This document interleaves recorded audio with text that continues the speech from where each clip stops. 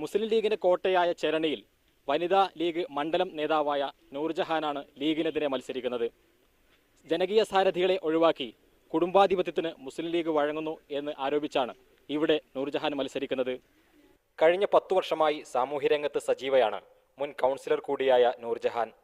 വനിതാ ലീഗ് മണ്ഡലം secretary, Kudumbashree area chairperson തുടങ്ങിയ സ്ഥാനങ്ങൾ വഹിക്കുന്നു. ചെരണിയിൽ നൂർജഹാൻ സ്ഥാനാർത്ഥിയാകണമെന്നാണ് വാർഡിലെ ലീഗണികൾ താൽപര്യപ്പെട്ടത്. പക്ഷേ നിലവിലെ നഗരസഭാ ചെയർമാന്റെ ബന്ധു കൂടിയായ നസീറ എന്ന വ്യക്തിയെ മേൽഘടകം അവതരിപ്പിച്ചു.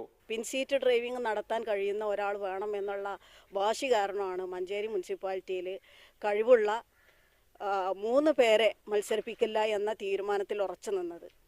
ആ 3 പേരിൽ ഒരാളായതുകൊണ്ടാണ് എനിക്കും ഈ വാർഡിൽ മത്സരിക്കുന്നതിന് ഒരുപാട് പ്രശ്നങ്ങൾ നേരിട്ടിട്ടുള്ളത്. കഴിഞ്ഞ തെരഞ്ഞെടുപ്പിൽ 400-ലധികം വോട്ടിന് ലീഗ് വിജയിച്ച ഈ വാർഡിൽ ഇക്കുറി ഭൂരിഭാഗം ലീഗണികളും തന്നെ പിന്തുണക്കുമെന്ന വിശ്വാസത്തിലാണ് നൂർജഹാൻ.